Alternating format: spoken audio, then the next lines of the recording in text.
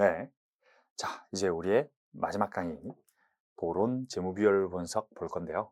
사실 재무비율을 분석하는 것은 여러분들이 회계사, 세무사 시험을 준비하면서 크게 의미가 없을 수도 있어요. 많이 나오진 않은 부분입니다.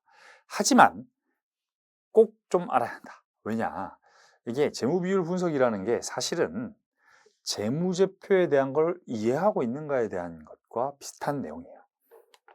뭐 서로는 여차저차하고 하나씩 보도록 할 건데요. 일단 우리가 재무제표를 보면서 외부 정보 이용자가 어떤 정보를 원하는지를 항상 유념했어야죠. 두 가지였지. 지금 얼마 있니? 너 얼마 버니였죠. 그게 재무상태표와 포괄손익계산서로 좀 나뉘게 됐었다. 그죠? 근데 지금 얼마 있니를 조금 더 딥하게 보자는 거야. 지금 너 쓸 수 있는 돈이 얼마 있니?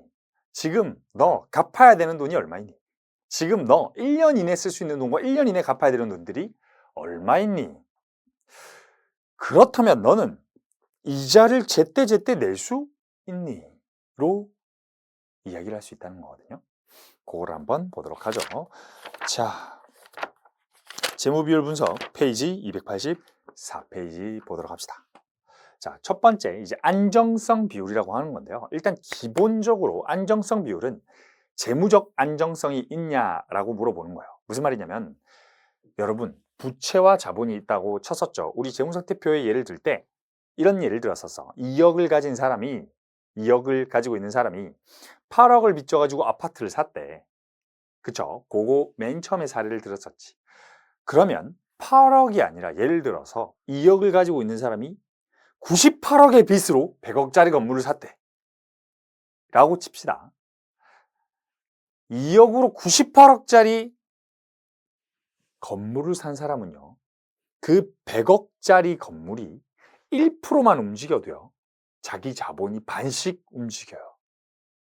무슨 말인지 알겠죠? 즉 레버리지라고 하는 건데요. 부채를 많이 부담할수록 기업은 그 변동성이 매우 커져요. 즉 위험이 커져요.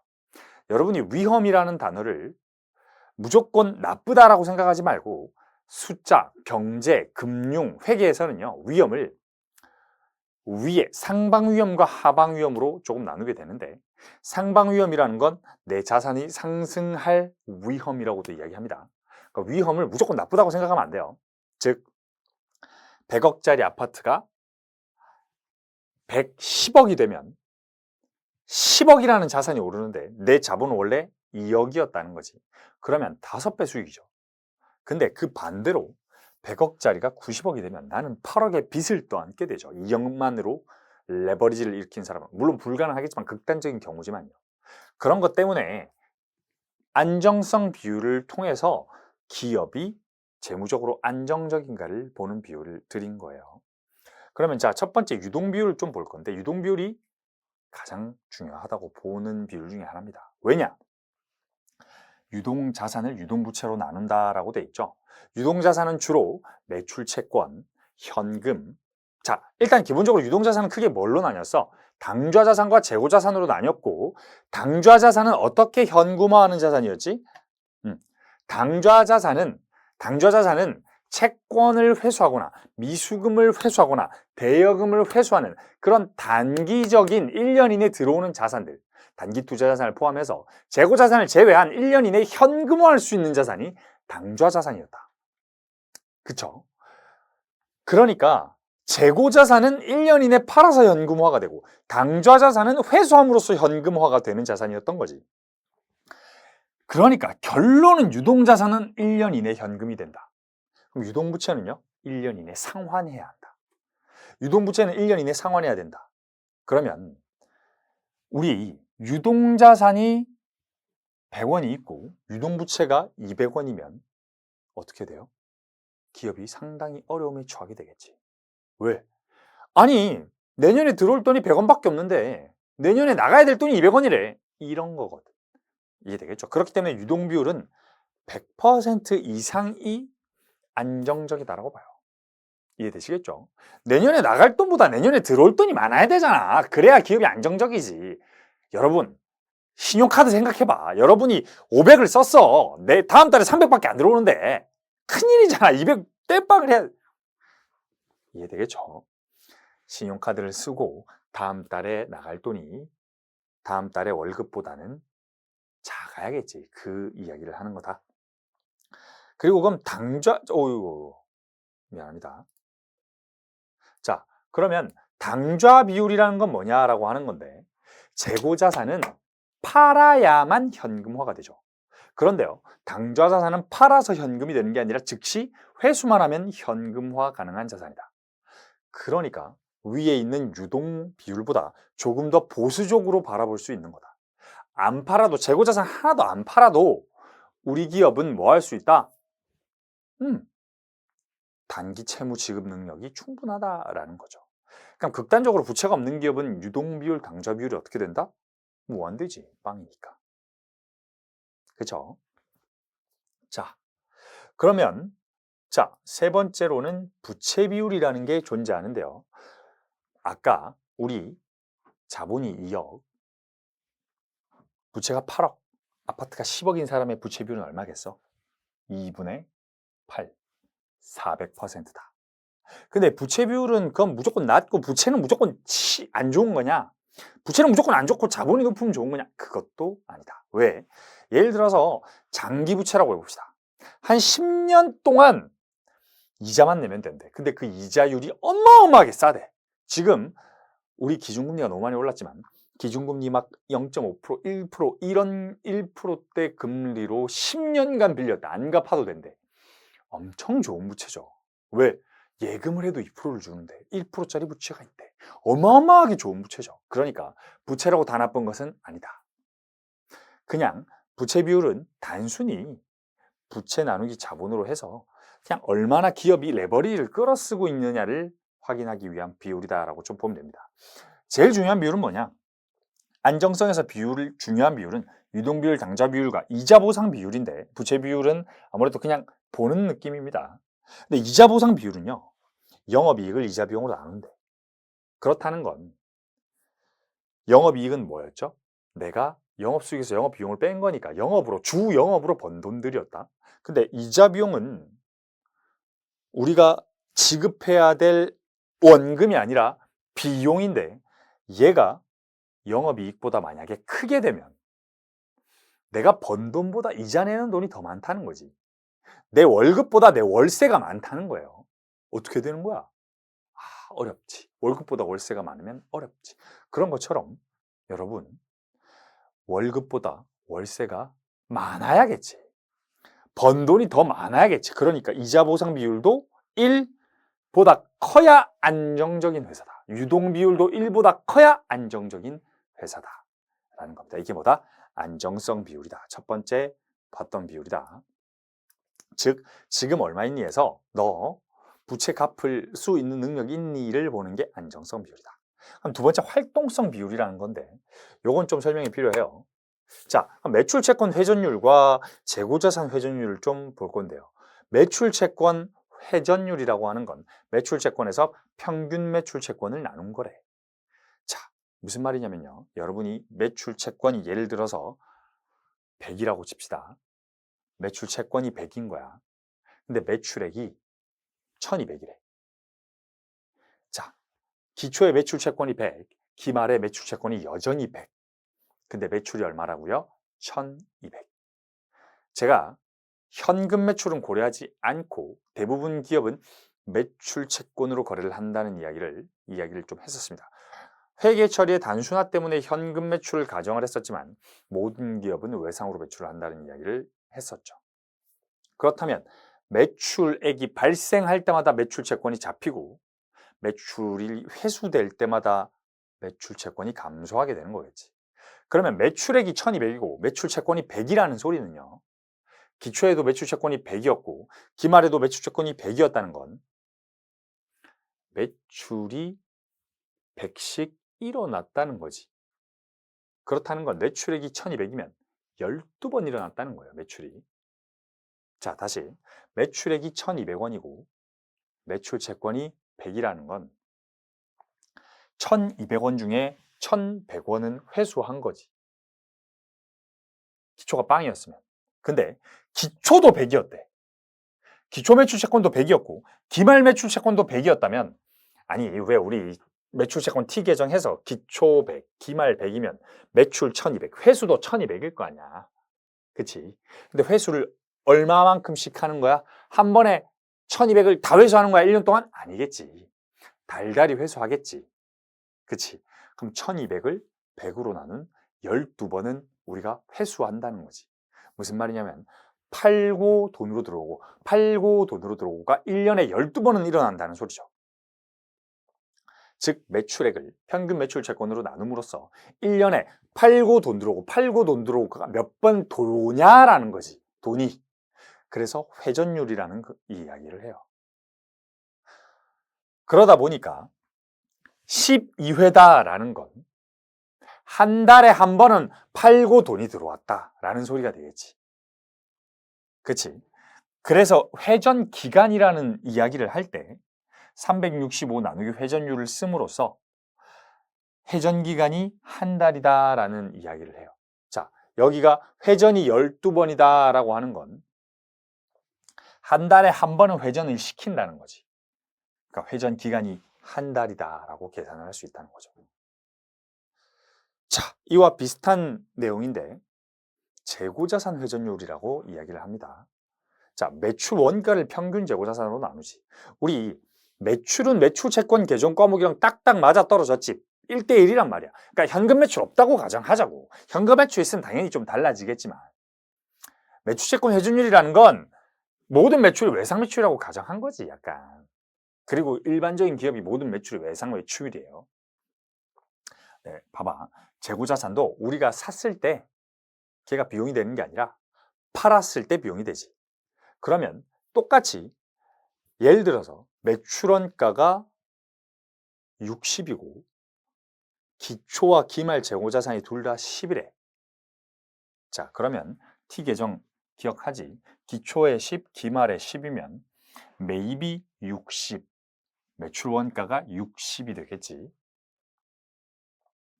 그러면 평균 재고자산 10, 매출원가가 60이라는 소리인데 그 말인즉슨 재고자산 회전율은 6회이고 6회라는 의미는요. 우리가 재고자산을 매입하고 60원만큼 매출원가로 팔기까지 몇 번 돌았다? 그러니까 재고자산으로 남기까지 몇 번 돌았다? 1년에 6번 돌았다는 거야. 왜? 평균적으로 기말 재고가 10원이라며. 그럼 내가 사서 팔고 사서 팔고를 10씩 6번 했다는 소리죠. 그러니까 평균 재고자산으로 나눈 이 재고자산 회전율이 뭐다? 내가 재고자산을 사서 매입해서 팔기까지 몇 번 돌렸는가, 회전시켰는가에 대한 비율이다.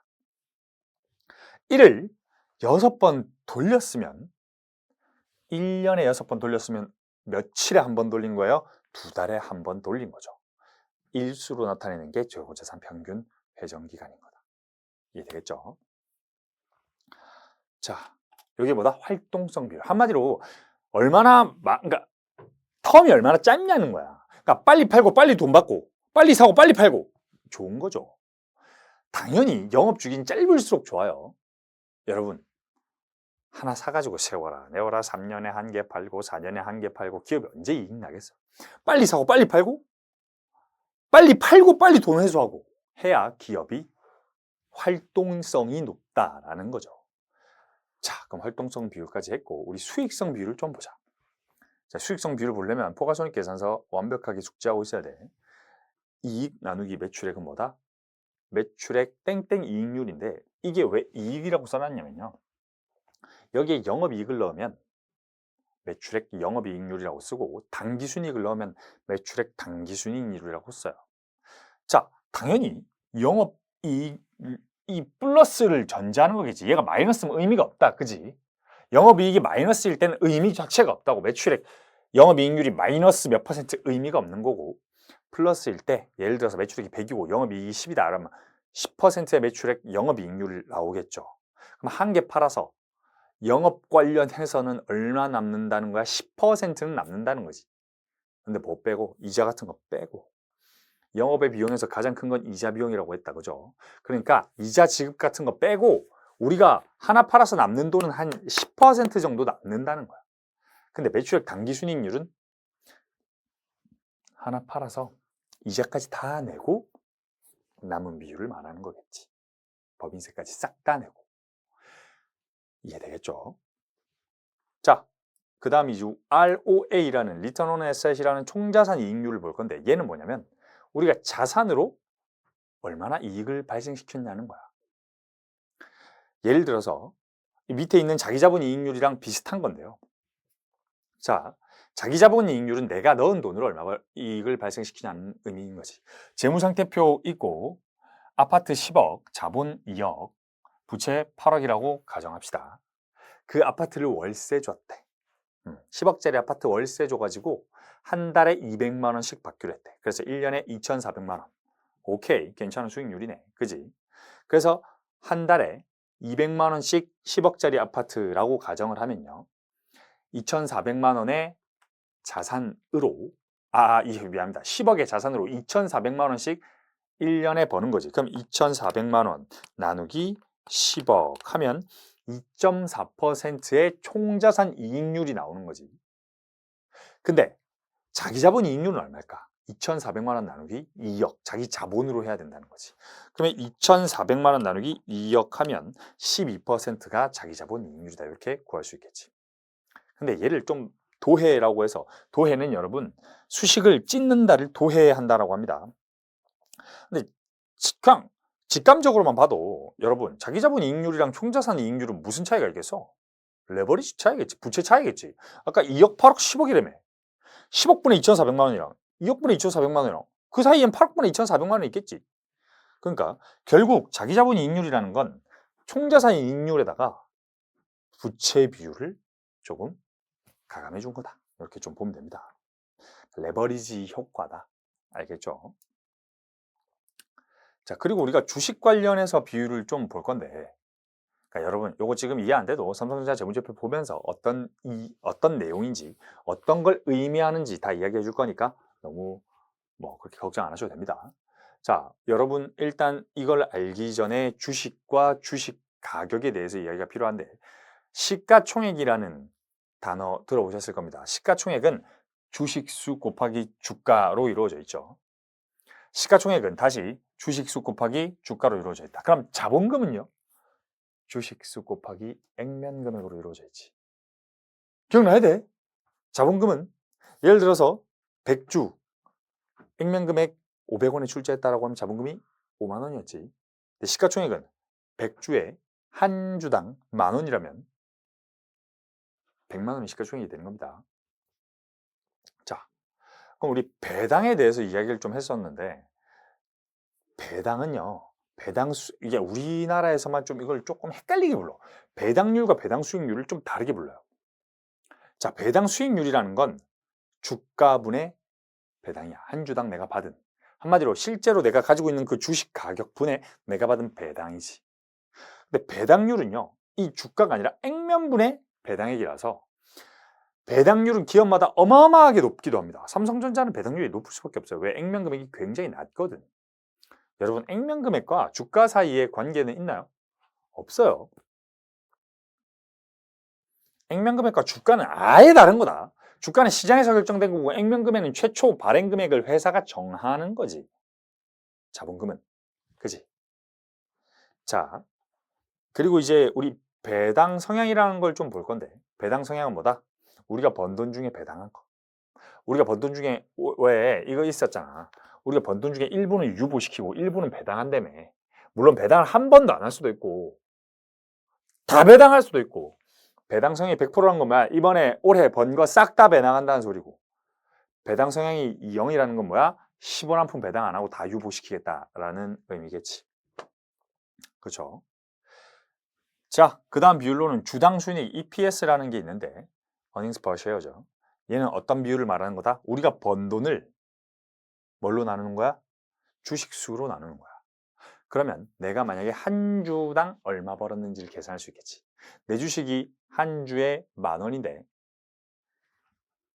당기 순이익만 알고 내 주식 한 주 10,000원이 얼마를 벌었는지를 보기 위한 비율이 얘다 라는 거지. 이해되겠지?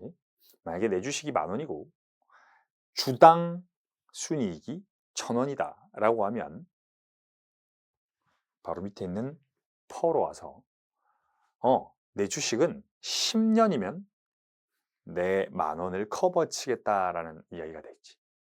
자, 주가와 주당 순이익의 개념을 좀 알아야 되는데, 주가라는 건 내가 지금 주식 거래하는 그 가격 10,000원짜리 한 장을 이야기하는 거예요. 주당 순이익은 뭐 하는 거다? 한 주당 단기 순이익을 이야기하는 위에 있는 이해다. 단기 순이익을 주식수로 나눕니다. 그럼 이게 뭘 이야기하냐? 회수 기간 같은 걸 이야기하는 거예요. 내가 10,000원을 넣었어. 넣은 게 아니라 샀어. 근데 주당 순이익이 1,000원이라는 건 10년 정도가 있으면 내가 산 금액을 기업이 회수한다라는 개념이 된다는 거죠. 이게 PER이다.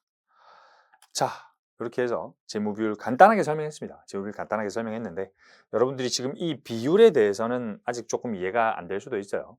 그러니까 우리 조금 삼성전자 재무제표를 보면서 약속했던 걸 보면서 같이 이야기해 보도록 하죠.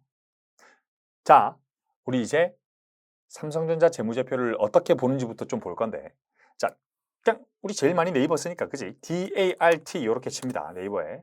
그럼 DART 치면 여기에 금융감독원 전자공시 시스템이라는 게 있어요. 여기를 들어가면 돼요.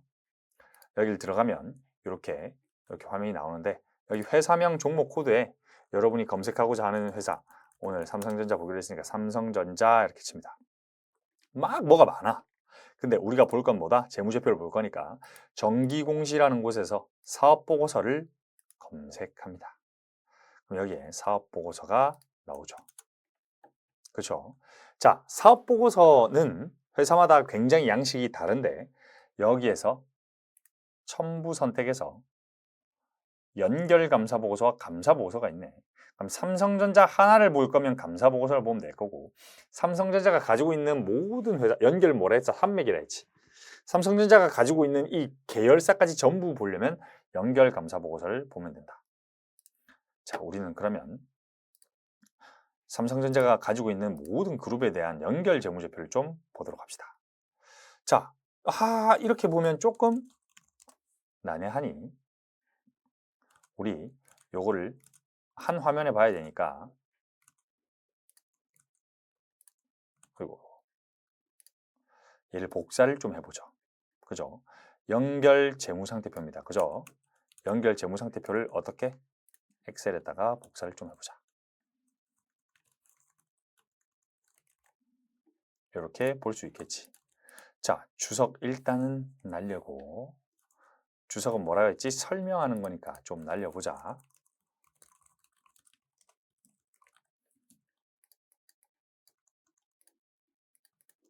자, 이제 보도록 하죠. 우리 이제 배운 것들이 나오는 거지.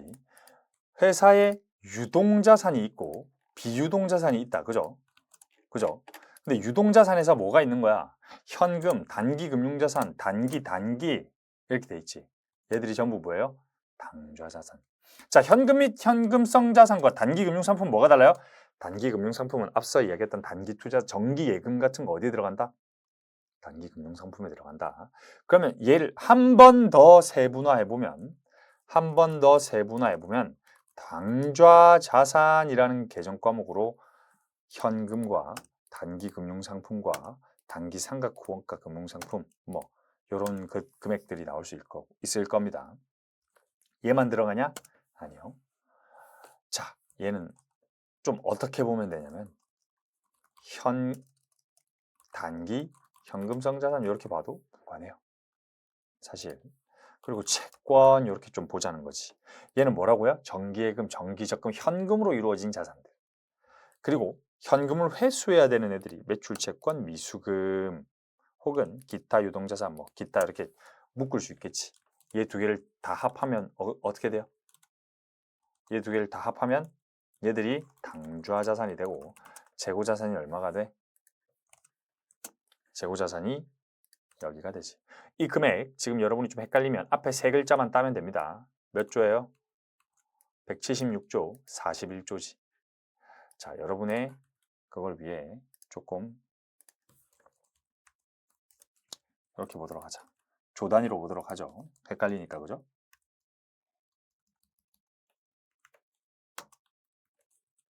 조 단위로 보도록 하자. 단위 얼마? 조. 어마어마한 회사다, 그죠? 조로 봐야 돼.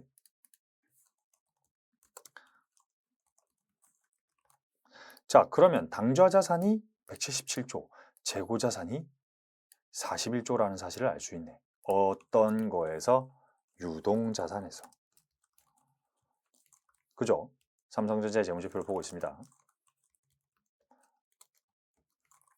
그리고 그럼 비유동 자산을 또 볼까? 비유동 자산을 또 보도록 하죠. 비유동 자산에서는요, 얘들이 뭐가 많아. 확실한 건요, 우리가 배웠던 유형자산은 여기 있고, 그리고 위에 기타 포괄, 뭐 금융자산, 투자자산, 얘들이 보다 주식을 갖고 있는 것들이에요. 주식과 채권 등 금융자산인데 그냥 우리는 금융자산이라고 적도록 합시다. 금융자산이 얼마만큼 있다? 요만큼 있다. 그리고 유무형 자산이, 우리 유형 자산은 토지 건물 이런 놈들이라고, 형태가 있는 놈들이라고 했고, 무형 자산은 산업재 사건 같은 게 무형 자산이다라고 이야기했죠. 그리고 기타 비유동 자산이라고 해서 기타로 한번 묶어 봅시다. 우리가 배운 것만 하면 되지 뭐. 얘들 그냥 다 기타로 묶어 버리지 뭐. 이렇게 하면 엄청 심플해지죠. 삼성전자의 자산이 얼마다? 그래서 427조다. 그치? 그러니까 여러분이 어렵게 생각하실 필요 없이요. 이렇게 심플하게 묶어도 분석하는데 아무 문제가 없다. 자, 그럼 유동부채도 똑같이 해봅시다.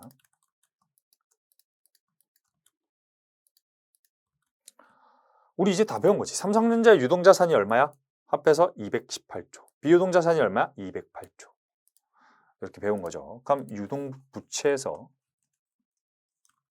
유동부채와 비유동부채를 보죠. 유동부채 뭐 있다 그랬지? 매입채무 등이 있다 그랬고, 차입금 등이 있다 그랬다. 그죠? 그럼 매입채무 등 단기채무가 얼마인지 보려면 매입채무, 단기차입금, 미지급금, 선수금, 예수금, 미지급 비용 이런 거 좀 보도록 하고, 그죠? 그리고 차입금 같은 게 얼마 있는 거예요? 여기에 단기차입금을 넣어버렸네. 미안합니다. 매입채무, 미지급금, 선수금, 예수금, 미지급 비용 정도 넣도록 하고요. 차입금에 뭐 넣어요? 단기차입금 넣으면 되겠지. 그렇지? 그리고 기타 유동부채로 우리 묶어 봅시다. 왜? 안 배웠으면. 그리고 숫자도 되게 작지. 이 정도로 묶으면 되겠지. 그죠? 자, 그리고 우린 또 뭐 하면 돼? 비유동부채를 봐야겠지. 비유동부채에서 뭐가 있어? 딱 사채, 장기차입금. 바로 나온다. 장기 미지급금. 배운 거 다 나온다. 그죠? 자, 사채 등으로 해서 묶어버리자. 그지? 미지급금 등 해서 묶어버리고, 기타 비유동부채 해서 묶어버리죠. 사채 등, 사채와 장기차입금을 묶어버리고, 장기 미지급금 넣어놓고, 나머지를 뭐다? 한꺼번에 묶어버리자라는 거지. 뭐야? 끝나버렸네. 자, 자본해서 뭐 해야 돼요? 자본금, 기타 자본. 그리고 우리 기타 포괄 손익 누계액 배웠지? 이익잉여금도 배웠다. 그지? 우리 요만큼은 배웠잖아. 그지? 그러면 여기에 뭐가 있다고? 딱 자본금, 주식 발행 초과금, 이익잉여금, 기타 자본 항목, 매각 예정 뭐 있는데 모르겠고, 확실한 건 뭐예요? 이익잉여금 요만큼이고, 우리 주주와의 거래를 그냥 묶어버릴까? 자본금 등 해서 묶어버려도 된다. 아이고, 뭐가 여기가 0이 아니어서 오케이, 묶어버려도 된다. 그죠? 그리고 여기에는 비지배 지분이라는 게 있네. 조금 어렵지만 우리 얘는 B집에 지분해서 무슨 말인지 모르겠지만 작으니까 일단 넣어놔 보자. 그치? 자, 그러면 이 회사의 부채와 자본은 얼마? 똑같겠지. 부채가 얼마다? 122조고 자본이 얼마다? 305조다. 합해서 얼마다? 427조다. 여러분 이제 뭘 한 거예요? 삼성전자의 자산 부채 자본을 파악한 거죠. 이렇게. 그렇지. 여러분 이제 뭐 한 거야? 나도 어디 가서 삼성전자 재무제표 볼 줄 안다라고 빵구 좀 죄송합니다. 자, 그렇게 이야기를 하고 다닐 수 있다는 거지. 여기가 자산 총계, 부채와 자본 총계, 여기가 자본 총계, 여기가 부채 총계다. 이게 뭐라고요? 삼성전자의 재무상태표라는 거지. 그러면 포괄손익계산서도 한번 이왕 같이 보죠. 우리는 포괄손익계산서도 배웠거든. 그치? 연결손익계산서, 밑에 연결 포괄손익계산서 있네. 요것도 한번 같이 보자. 똑같이 볼 수 있겠지. 그죠? 얘도 뭐다? 조단위지. 얘도 그럼 어떻게 하면 돼? 금액을 조단위로 좀 봅시다.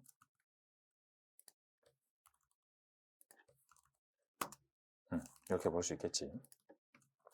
얘는 그냥 그대로 갖고 오면 되겠다. 우리가 배운 그대로네. 그치? 좀 잘은 모르겠지만 우리가 배운 그대로다. 그러니까 여기에서 주당 이익은 좀 빼고 요거 빼고 자, 연결 당기순이익에서 출발 연결 기타 포괄손익, 총 포괄손익 이렇게 있네. 자, 밑에 세부상 빼자. 잘 모르겠으니까 총 포괄손익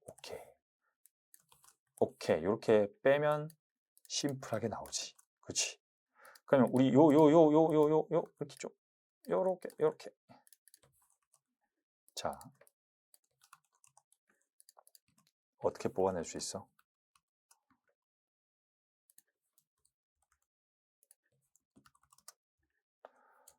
매출액에서 매출원가를 빼니까 매출 총이익이 되고요. 여기서 판매관리비를 빼니까 영업이익이 되네. 그러면 삼성전자의 영업이익은 얼마예요? 52조. 매출 총이익은 113조. 그리고 여기서 기타 수익, 기타 비용, 금융수익, 금융비용 빼면 얼마? 법인세 차감전 순이익. 그리고 당기 순이익 얼마라고요? 40조. 기타 포괄손익 얼마라고? 헷갈리니까 연결자 빼고 10조. 그럼 총 포괄손익 얼마? 50조. 이렇게 볼 수 있죠. 그럼 요걸 통해서 어떤 걸 알 수 있냐? 아까 우리가 재무 비율 썼던 거 써봐야겠지. 유동 비율 한번 구해보자. 유동 비율. 어떻게 구한다고? 유동 비율은 유동자산 나누기 유동부채라는 거지. 그럼 유동 비율은 유동자산, 유동부채인 거지. 그지? 얘를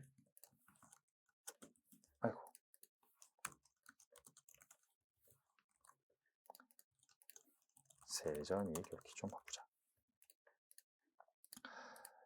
유동 비율은 얼마입니까? 유동 비율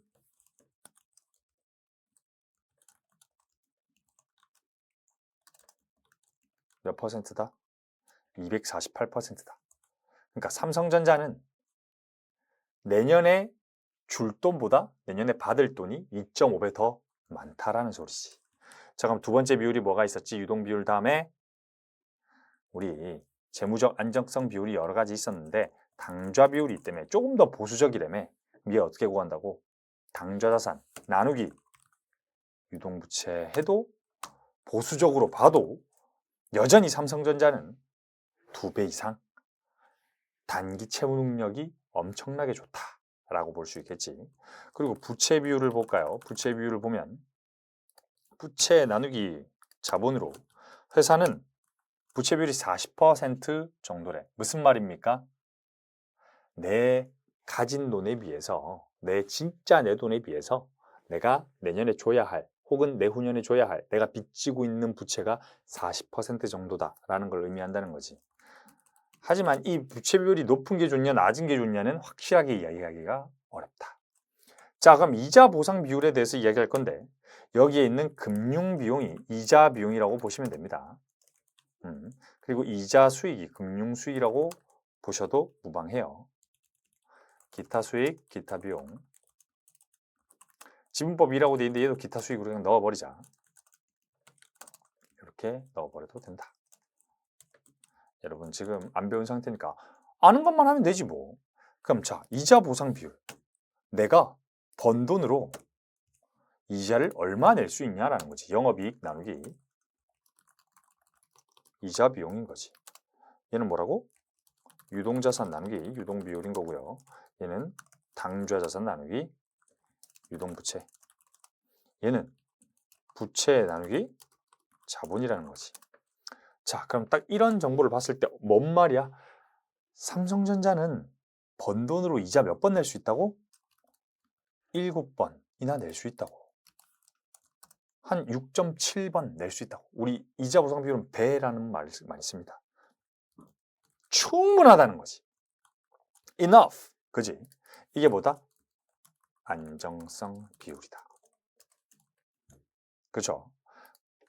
그럼 우리 활동성 비율도 구해볼까요?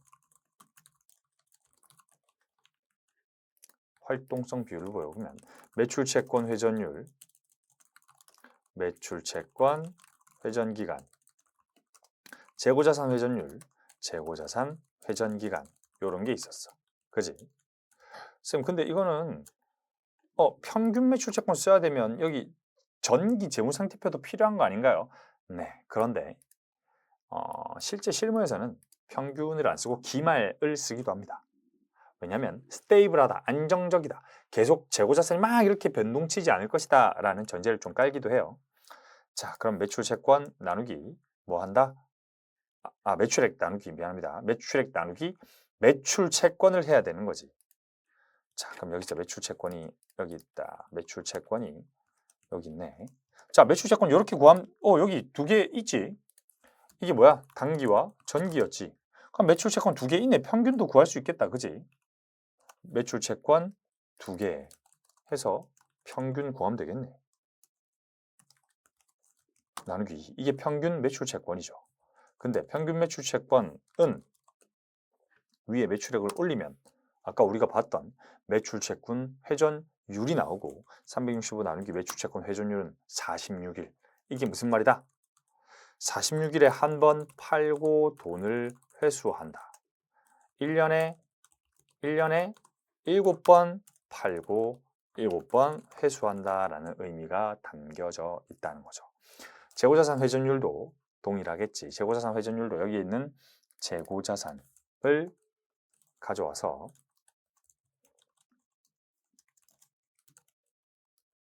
그렇죠. 매출원가를 재고자산으로 나누면 그죠. 자, 어떻게 됩니까? 매출원가를 지금 뭘로 나눈 거야? 재고자산으로 나눈 거지. 그러면 1년에 몇 번 파는 거예요? 잠깐만, 숫자가 좀 너무 이상하네.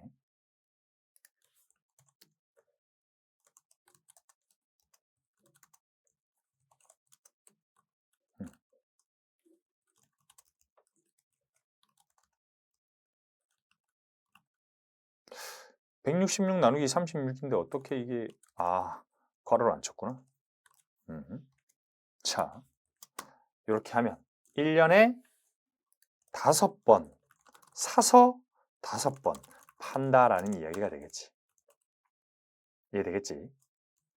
그럼 여기에는 365 나누기 회전율을 하게 되면 81일에 한 번 사서 한 번 판다라는 이야기가 되겠지. 이게 뭐다? 활동성 비율이다. 알겠죠? 의미를 이해해야 합니다. 자, 그러면 얘는 어떻게 구한다고? 의미보다 어떻게 구하는지도 알아야겠지. 매출액 나누기 평균 매출채권이다. 얘는 365 나누기 매출 채권 회전율이다. 똑같이 얘는 재고자산 회전율이고 여기에는 매출원가 나누기 뭐다? 재고자산, 평균 재고자산이다. 이런 걸 의미한다라는 거죠. 자, 그러면 다음으로 우리 수익성 비율을 좀 봐야 될 건데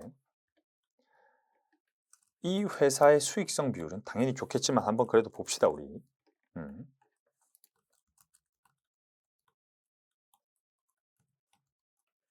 수익성 비율은 옆에서 보는 게 조금 더 좋습니다. 자, 영업이익을 뭘로 나눠? 매출액으로 나눠. 그러면 뭐다? 이게 뭐다? 영업이익률이다. 그리고 매출액 총이익률로 나오면 매출 총이익률이라고 부르게 됩니다. 사실 영업이익률이 18%다라는 게 여러분이 어떤 의미인지 잘 모를 수 있지만 엄청나게 높은 수치다라고 보셔도 됩니다. 하나를 팔아서 20%를 남긴다는 게 생각보다 쉽지 않습니다. 무언가를 만들고 20%의 영업이익률을 기록한다는 게 쉽지 않다. 우리나라의 탑 회사기 때문에 이렇게 좀 할 수 있는 거다라고 보는 게 좋겠죠. 자, 그럼 당기순이익률은 얼마냐? 당기순이익률은 13%다. 이렇게 좀 볼 수 있겠죠. 이해되시겠죠? 수익성 비율은 이렇게 구한다. 그러면 쌤, 아까 뭐 말했던 요런 이익률 말고 뭐 총자산 회전율 뭐 이런 거 있던데, 예, 그런 것도 구해봅시다.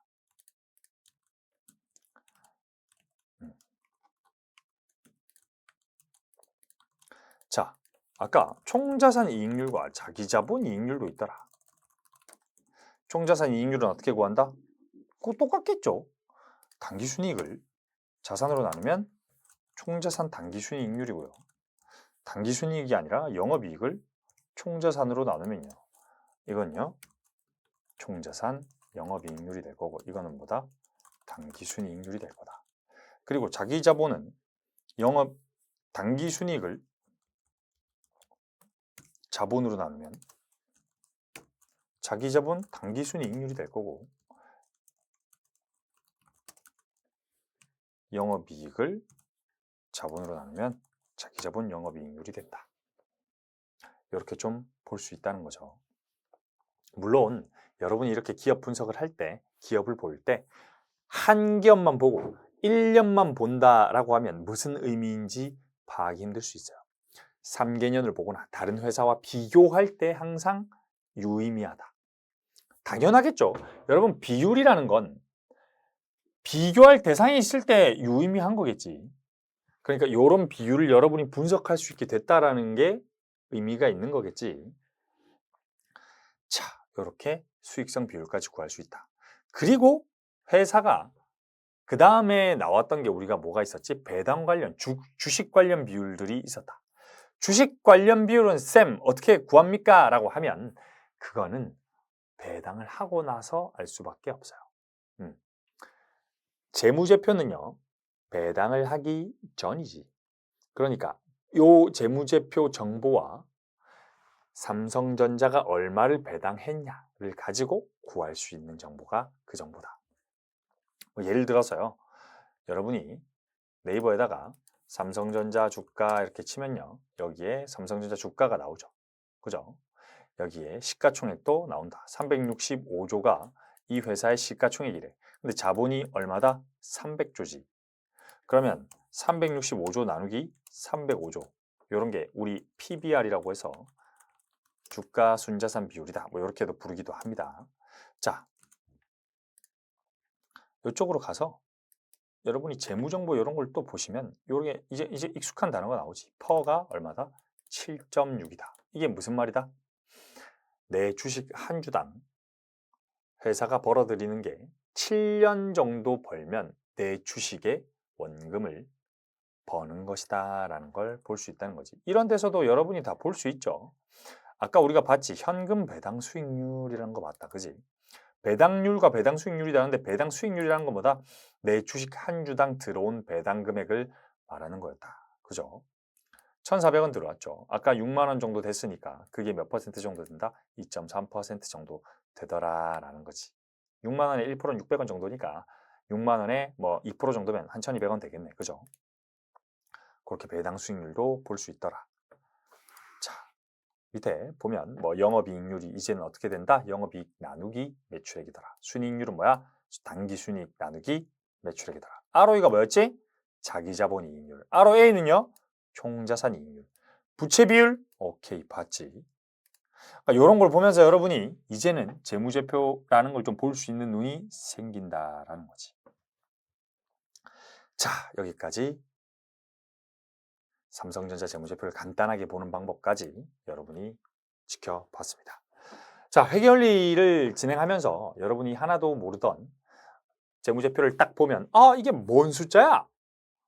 잘 모르겠으니까 간단하게 말해줘 했던 것들이 지금은 이제 어떻게 된다? 눈에 보이기 시작한다라는 거지. 자, 여러분 끝내기 전에 하나 좀 말씀드리고 싶었던 게 좀 있어서 그거와 관련돼서 좀 이야기를 좀 해드릴게요.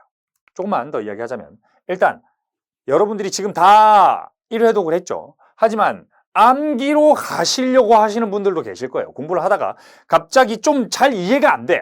이건 그냥 외워야겠다. 이건 이거고 저건 저거래. 절대 안 됩니다. 암기가 아니라 이해가 필요한 거예요. 왜 이해가 필요한지 이야기를 좀 드릴게요. 어떠한 기출 문제를 어차피 여러분이 지금 준비하는 건 시험이죠. 기출 문제라는 건요. 이렇게 나오는 게 아니에요. 어떤 개념으로부터 기출이 그대로 나오는 게 아니라 어떠한 개념이라는 게 존재하고요. 그 안에서 기출은 이렇게 나오게 돼요. 그 개념을 전부 물어볼 수가 없습니다. 왜? 일단 1차는 객관식이고요. 2차는 주관식이에요. 대화로서 풀어가는 게 아니라 일정한 정답을 요합니다. 왜? 매기기 쉬워야 되고 아주 다수를 평가해야 되기 때문에 기출 문제를요. 여러분이 100% 이해했는가를 물어보지 않는다고. 요렇게 낸다고. 근데요. 또 요렇게 내기도 하고요. 요렇게 내기도 하는데 여러분이 기출만 달달 외웠어. 푸는 방법과 양식만 외우면요. 요만큼은 시험장에서 풀 수 있겠지만 어떤 교수님이 요렇게 출제하게 되면 여러분은 전혀 풀지도 이해하지도 못하게 돼요. 그렇기 때문에 무엇보다 기출이 있고 예를 들어서 예제가 있고 기출이 있다면 그 안에서 더 파고 들어가셔야 돼요. 더 파고 들어가서 개념을 완벽하게 이해하셔야 되는 겁니다. 제가 사채 회계 처리, 화폐 시간 가치를 아주 다양한 각도로 풀어보는 이유는 깊숙이 모든 것을 이해하기 위한 각도로 보여드리는 거예요. 이해되시겠죠? 완벽하게 이해를 해야만 어떤 방식으로 문제를 내도 여러분이 풀 수가 있다. 그러니까 절대 암기하지 마시라 라고 말씀드리고 싶습니다. 절대 회계는 암기 과목이 아닙니다. 아시겠죠? 이해가 안 된다면 끝까지 물고 늘어지셔야 돼요. 아시겠죠? 자, 제 하나를 좀 알려드릴 건데 글씨가 안 좋네. 카페. 자,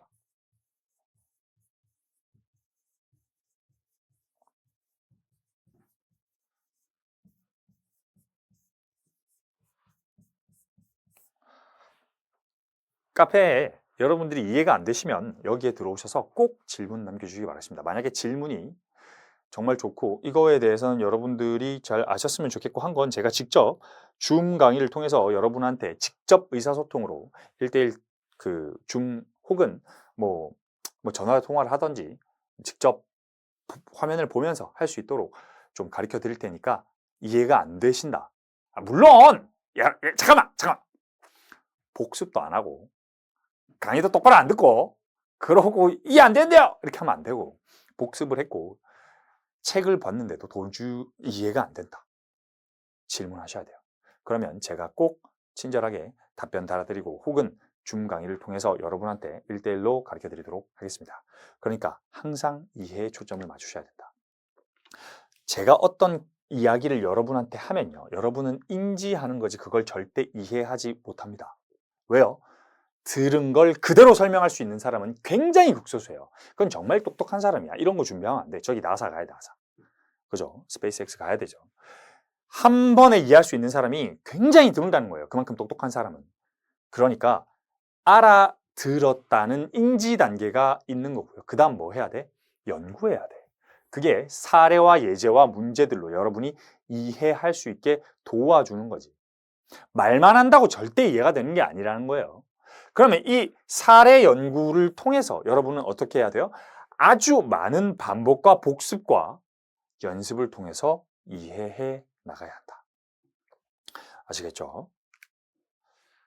자, 문제만 풀 경우에는 여러분이 유형만 바뀌어도 금방 틀리는데 개념을 완벽히 이해하면 어떻게 된다? 어떤 문제가 나와도 다 풀어낼 수 있다. 그러니까 여러분이 항상 어떤 자세로 임하셔야 된다? 항상 개념을 완벽하게 이해하는 그런 자세로 임하셔야 한다. 제가 항상 이야기를 드리는 것 중에 하나지만 근해 공식 여러분 이해할 수가 없어요. 왜? 한 번도 이해 접근으로 해보지 않았거든. 암기했거든. 그러니까 이게 10년, 20년이 지나도 안 잊혀지는 게 이해인 거예요. 여러분이 10년 지난다고 스마트폰을 만질 줄 모를까? 여러분이 10년 지난다고 카카오톡을 깔아서 사진을 전송하는 방법을 모를까? 절대 아닐 거라는 거죠. 항상 암기보다 이해를 하셨으면 좋겠고요. 일단 생각을 좀 많이 해야 돼요. 지향은 우리가 바라보는 곳이고 지양은 하지 말아야 된다는 거지. 자, 지향하는 방향은 항상 생각하면서 문제를 푸셔야 돼요. 문제를 푸실 때 내 머리가 아니라 그냥 이러고 있으면 그건 머리로 생각 안 하고 암기로 푸는 거예요. 그거 지양해야 되는 거야. 손으로만 푸는 거. 계산기만 두드리고 있고 더하기 빼기 곱하기 나누기만 재밌어 하면 안 돼요. 걔는 손 스킬일 뿐이지. 그게 아니라 모르고 머리가 쥐어 뜯겨지는 경험을 계속적으로 경험하시길 바라겠습니다. 그래야 성장하는 거예요. 여러분이 헬스 하실 때 혹은 달리기 하실 때 숨이 턱 끝까지 차올라야만 내 한계가 뚫어져 나가는 것처럼 공부도 당연히 동일한 겁니다. 내 머리가 뜯어져 나가야만 내가 한 단계 성장할 수 있는 거다. 아시겠죠? 절대 여기에 초점을 맞추지 말고 여기에 초점을 맞추시길 바라겠습니다. 자, 회계원리 강의 듣는 동안 정말 고생 많으셨고요. 네, 많이 복습하고 많이 준비해서 시험에 한 걸음 더 다가가시길 바라겠습니다. 네, 감사합니다. 김성훈이었습니다.